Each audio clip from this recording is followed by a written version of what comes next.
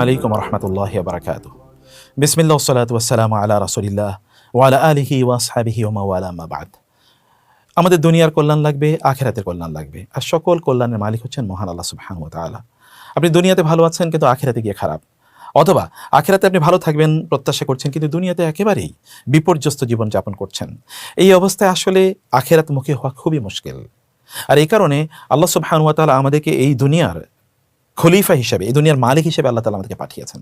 আমরা যেন দুনিয়ার নেতৃত্ব প্রদান করি, এর মাধ্যমে আখিরাতকে যেন আমরা বুনি, অর্থাৎ আখিরাতের কল্যাণ যেন আমরা অর্জন করি। দুনিয়াকে বাদ দিয়ে আপনি আখিরাত অর্জন করতে পারবেন না, কারণ আপনি তো কবরে গিয়ে ইবাদত করতে পারবেন না। ইবাদত তো এই দুনিয়াতেই করতে হবে, ফলে দুনিয়া আপনাকে ভালো থাকতে হবে। আবার দুনিয়া ভালো থাকলাম কিন্তু আখিরাতে গিয়ে আমার বিপর্যস্ত জীবন, সেখানে জাহান্নামের মুখোমুখি হওয়া, এটা তো ফামান যুহজিহা আনিন নারি ওয়া উদখিলাল জান্নাতা ফাকাদ ফাজ। আল্লাহ সুবহানাহু ওয়া তাআলা বলেছেন যে জাহান্নাম থেকে বাঁচলো এবং জান্নাতে যেতে পারলো সেই প্রকৃত সফল। আমরা তো সফলতা, সাকসেস কেবলমাত্র মনে করি দুনিয়া কিছু পেলাম, আখিরাতে কি হবে সেটা পরের কথা। আখিরাতে এবং দুনিয়াতে দুই জায়গায় রাজা হওয়া হতে, এটা কি অসাধারণ অর্জন হতে পারে না? দুনিয়াও আপনি রাজা, আখিরাতেও আপনি রাজা। দুনিয়াও আপনি ধনী, আখিরাতেও আপনি ধনী। দুনিয়াও আপনি কল্যাণের মধ্যে আছেন, আখিরাতেও কল্যাণের মধ্যে আছেন। দুনিয়া আপনি সুখী থাকবেন, আখিরাতেও সুখী থাকবেন, এরকম হতে পারে না? হতে পারে। এটা কে দিতে পারেন? এটা কেউ দিতে পারবে না, কেবল দিতে পারেন কে? আল্লাহ সুবহানাহু ওয়া তাআলা। কিন্তু এটি আপনি চেষ্টা করে সারাদিন দৌড়াবেন, তার মাধ্যমে আপনি পাবেন কখনোই না, বরং আল্লাহর কাছে চাওয়ার মাধ্যমে সেটা পেতে পারেন। আর এই চাওয়া কিভাবে আমরা চাইতে পারি সেটা আল্লাহ শিখিয়ে দিয়েছেন। একবার চিন্তা করে দেখুন যে আল্লাহ শিখিয়ে দিয়েছেন এমন একটা দোয়া যে তুমি এটা বলে আমার কাছে চাও, তাইলে আমি তোমাকে দেবো। কেমন হতে পারে? কারণ যার কাছে চাইবেন তিনিই বলেছেন যে তুমি আমাকে এইভাবে অ্যাপ্রোচ করো, আমার কাছে এইভাবে চাই, তাহলে আমি তোমাকে দিয়ে দেবো। এইভাবে চাওয়ার সেই দোয়াটি একটা অসাধারণ দোয়া। আমরা সবাই হয়তোবা বলি, কিন্তু আমরা বুঝে শুনে হয়তোবা বলি না। সেই দোয়াটি আমরা ইনশাআল্লাহ আজকের এই পর্বে এটা শিখে নেব ইনশাআল্লাহ। চলুন একটু দোয়াটা আমরা শিখি। দোয়াটা হচ্ছে আল্লাহুম্মা রব্বানা আতিনা ফিদ দুনিয়া হাসানাতাও ওয়া ফিল আখিরাতি হাসানাতাও ওয়া কিনা আযাবান নার। অসাধারণ। আল্লাহুম্মা, হে আল্লাহ, রব্বানা আমাদের রব, আতিনা আমাদেরকে দিন, ফিদ দুনিয়া দুনিয়ার মধ্যে, হাসানাতান কল্যাণ, হাসানা দুনিয়া আমাদেরকে কল্যাণ দেন, সকল কল্যাণ, যত কল্যাণ আছে সব কল্যাণ দেন।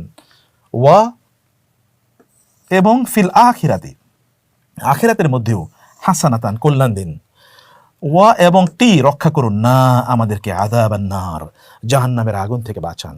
চিন্তা করে দেখুন, আপনি দুনিয়াতে ফেরাউনের মতো প্রচুর পরিমাণ প্রাচুর্য, প্রাসাদ ইত্যাদির মধ্যে আছেন, কিন্তু আখিরাতে গিয়ে জাহান্নামে পড়তে হচ্ছে। কি হতে পারে? ভয়াবহ অবস্থা, তাই না?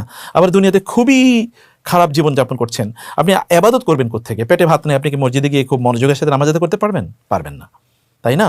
তো ফলে আপনাকে খুব ভালোভাবে দুনিয়াও থাকতে হবে, চারিদিকে আপনার খুবই সমস্যা, সংকট, আপনি কোরআন তেলাওয়াতে মনোযোগ বসাতে পারবেন না। ফলে দুনিয়া তো আপনার কল্যাণ লাগবে, আখিরাতেও কল্যাণ লাগবে।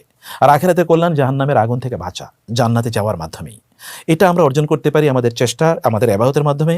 তার চেয়ে অনেক বড় কথা হলো আল্লাহ সুবহানাহু ওয়া তাআলা এর রহমতের মাধ্যমে। এ কারণে রাসূলুল্লাহ সাল্লাল্লাহু আলাইহি ওয়াসাল্লাম বলেছেন, তোমরা তোমাদের ইবাদতের মাধ্যমে জান্নাতে যেতে পারবা না। সাহাবায়ে কেরামরা বলেন, তাহলে করণীয় কি? বলে আল্লাহর রহমতে তোমরা জান্নাতে যেতে পারবা। অতএব আল্লাহর রহমত চাইতে হবে আমাদেরকে, আর চাওয়ার জন্য শ্রেষ্ঠতম দোয়াটি হলো এটি। চলুন মুখস্থ করি। আল্লাহুম্মা রব্বানা আতিনা ফিদ দুনিয়া হাসানাতাও ওয়া ফিল আখিরাতি হাসানাতাও ওয়া কিনা আযাবান নার। চারটি অংশ। এটা কি হলো? আল্লাহুম্মা এতটুকু, রব্বানা আতিনা ফিদ দুনিয়া হাসানাতাও ওয়া ফিল আখিরাতি হাসানাতাও ওয়া কিনা আযাবান নার। আবার বলি, চারটা অংশ এভাবে মুখস্থ করবেন। আল্লাহুম্মা রব্বানা আতিনা ফিদ দুনিয়া হাসানাতাও ওয়া ফিল আখিরাতি হাসানাতাও ওয়া কিনা আযাবান নার। আল্লাহ রাসূল সাল্লাল্লাহু আলাইহি ওয়াসাল্লাম সবচেয়ে বেশি যে দোয়াটি তিনি করতেন, এমনকি আপনারা জানেন বাইতুল্লাহ যখন লোকেরা হজ করতে যায় বা উমরা করতে যায়, যখন তাওয়াফ করে, তখন রুকনে ইয়ামানি এবং হাজারে আসওয়াদের এই মধ্যখানের এই জায়গাটাতে এই দোয়াই করতে হয়।